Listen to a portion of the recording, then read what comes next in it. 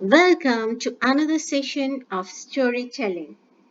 Most of us are aware of the fact that India had a glorious past, and it was this country's splendor and prosperity that caused many foreign invasions. One of the foreign superpower that captured this golden bird and ruled this country for long 200 years was the British. Britishers entered this country posing as traders, but slowly became the rulers. It didn't happen overnight, and they made Indians their slaves. Many rulers protested against it between 1757 to 1857, and the protest ultimately resulted in the Revolt of 1857, or as it is known as the First War of Independence. Now, this transitional period of 1757 to 1857 hold some instances worth remembering, and that's what we shall read about in this session of Glimpses of the Past, written by S.D. Sawant. The story is taken from his book, A Freedom Movement. Now, without any delay, let's start reading the extract that reflects some glimpses of the British reign in India. Glimpses of the Past by S.D. Sawant. Before you read, here are some pictorial glimpses of the history of our country from 1757 to 1857. These pictures and speech bubbles will help clarify your understanding of the conditions that led to the event known as the First War of Independence in 1857. Not to forget, after the war was started in 1857, we got independence only in 1947. The Martyrs. At a function in Delhi, you can see here our eminent singer Lata Mangeshkar, Pandit Jawaharlal Nehru, Lal Bahadur Shastri, Indira Gandhi, and many more freedom fighters are shown in this picture below. At a function in Delhi, O my countrymen, let your eyes fill with tears as you recall the sacrifices of India's martyrs. The scene represents a function that took place in Delhi. Lata Mangeshkar can be seen singing, "ए मेरे वतन के लोगों, जरा आँख में भर लो पानी." Alongside her, Indira Gandhi, Pandit Jawaharlal Nehru, and Lal Bahadur Shastri can also be seen. The Company's Conquest, 1757 to 1849. With its superior weapons, the British East India Company was extending its power in 18th century India. This is the 18th century India, 1765. We can see the map here. The yellow region are ruled by Indian princes, and the pink region shown here are the British territory. Indian princes were short-sighted. One of the princes, the upstart Raja Ba, called the English merchants. They will help me to defeat him. The people had no peace due to some constant fights. The rivalries helped the East India Company, and it could easily subdue Indian princes by one by one. A far-seeing ruler like the brave Tipu of Mysore fought the British till he died fighting. How did Indians react to these conquests? Here are the group of rich people, merchants, and here the commoners. Rich people were in favor of the Britishers, while commoners understood their tactics and their vision. One of the rich men, "Thank God there is peace in the country now. No more wars and no looting by thugs." Second merchant, "It is God who sent the British." Third merchant, "Our destiny is linked with them." While here the commoners who understood the vision of the Britishers. One of the commoner, "The white man has killed or dethroned our kings." Second commoner, "Some kings were not good, but after all they were of this land."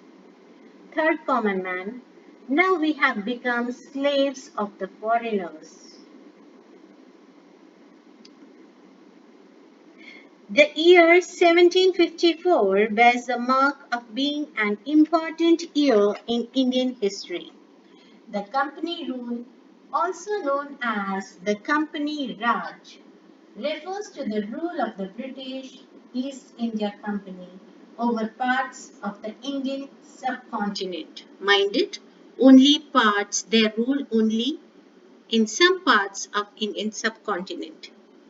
The East India Company was a private company owned by stockholders and reporting to the administration in London.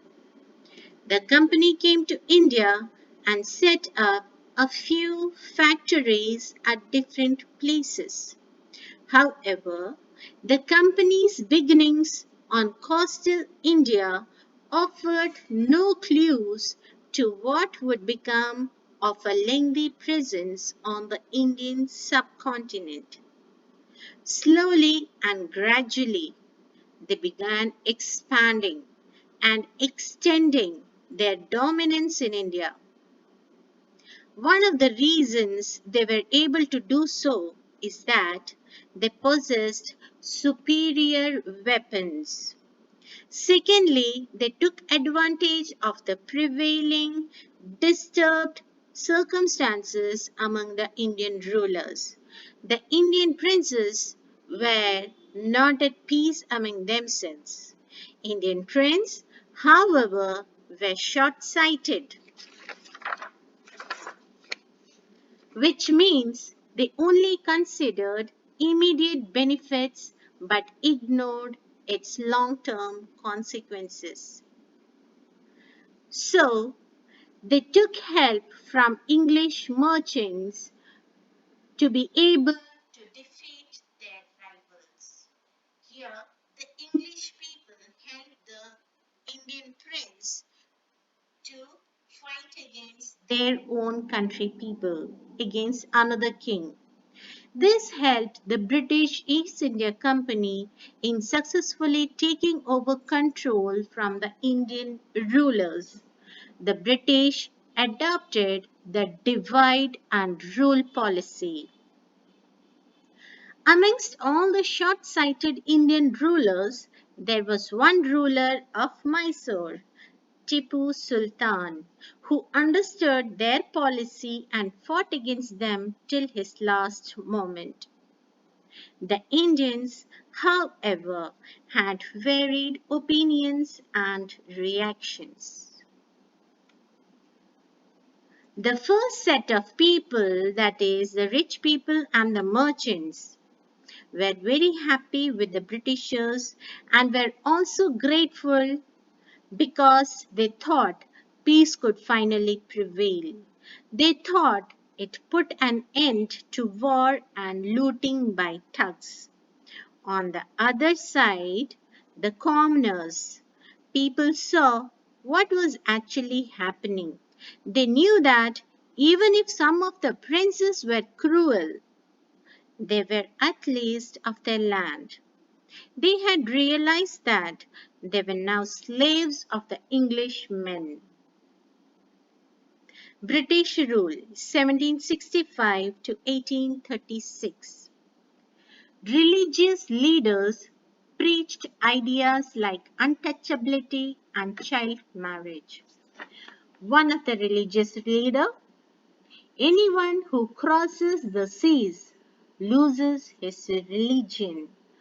Another religious leader, all the misery in the world is due to women. The truth was that Indians had lost self-respect.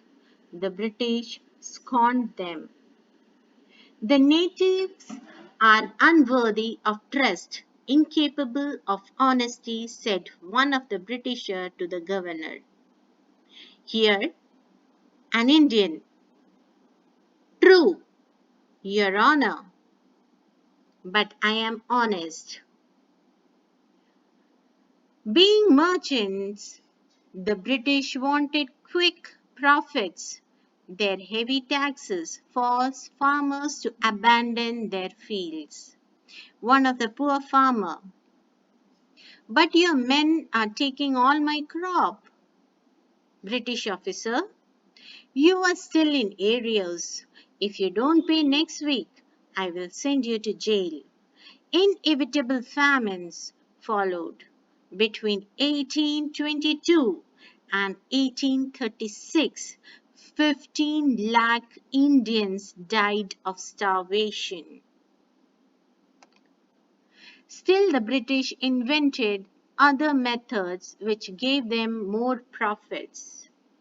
British governor, the goods manufactured in England should not have any import duty when brought to India. British officer, a good idea. The East India Company's laws began to cripple Indian industry. The British policies ruined the expert Indian artisans and their business. These years, that is 1765 to 1836, led to the rise of widespread myths and taboos like untouchability, child marriage, inferiority of women, etc. Our own religious leaders taught everyone the idea of untouchability. Untouchability refers to the practice of excluding a minority group by segregating them from the mainstream by social custom or legal mandate. They were not allowed to come near those who considered themselves superior, not allowed in temples, and the list of how they were discriminated against and deprived of the basic rights goes on. The religious leaders even preached that people who cross the seas will no longer belong to their religion. Women were considered the root cause of a lot of problems like poverty and other miseries. This is the reason why teenage girls were forced to marry, thereby leading to child marriage. These practices were not only being done but were also being promoted. The Britishers started looking down upon Indians and initiated brainwashing the rulers against them. Again, here they are doing divide and rule policy, dividing the people of India against the rulers. They alleged that Indians were not worthy of trust and incapable of honesty. This was a way of making the natives slaves and getting control over them. Not only this, the British merchants levied heavy taxes on the poor farmers in greed of immediate profits. As a result, the farmers had to give up their lands. If this was not enough, They even threatened the farmers to imprison them if they did not clear their areas. They continuously found ways to exploit the people and earn profits. For example, the goods manufactured in England were being imported to India and no import duty was levied on them.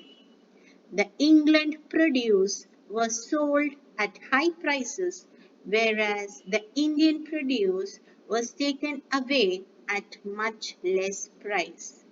It was increasing poverty and the misery of farmers. Not only this, such policies of the British East India Company destroyed the Indian industries. Small businessmen and individual artisans were ruined.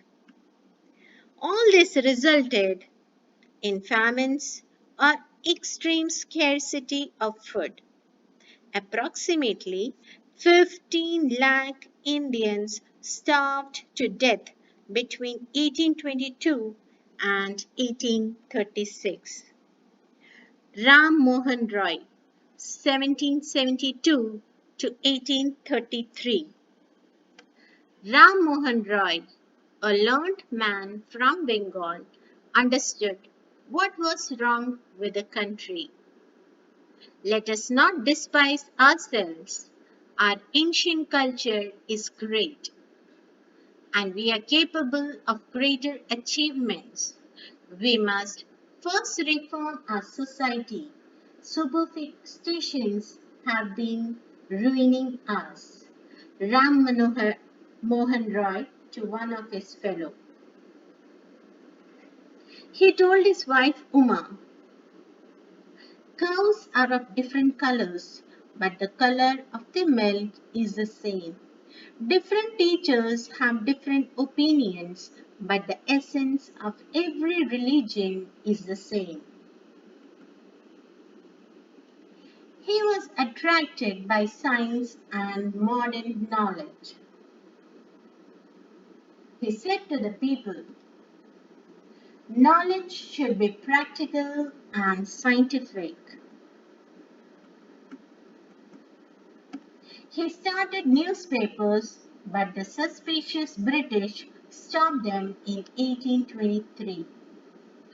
He crossed the seas and went to England to see what made the British powerful. There he told them, in the meeting, in the conference, he told to the Britishers, we accept you as rulers and you must accept us as subjects. But you must remember the responsibility a ruler owes to his subjects.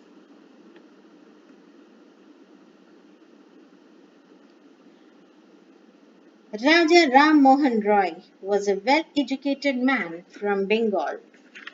He was one of the first to realize that there was something wrong with our country. He was of the belief that Indians must not consider themselves inferior or look down upon themselves. He believed that our ancient culture was great and people were destined for greater achievement. According to him, the first step was to change the society by abandoning the prevailing superstitions. It was a root cause of all the problems. Once, while having a conversation with his wife, he told her, cows are of different colors, but the color of their milk is the same. This means that different teachers might have different opinions, but the essence of each religion is the same. He took keen interest in science and modern knowledge. According to him, knowledge should be practical and scientific. He even published newspapers which the Britishers stopped out of suspicion in 1823. He was inquisitive to know what made the Britishers so powerful, so he crossed the seas and traveled to England. There he is known to tell Britishers that we, as a nation, accept your rule. He added that they must accept Indians as subjects and not forget their responsibility and duty towards their subjects. Raja Ram Mohan Roy is known for his efforts to abolish the practice of sati and child marriage, which is considered as one of the curse on Indian society, on ancient Indian society. I will be back with more about our past and what led to the first war of our independence in 1857. Thank you.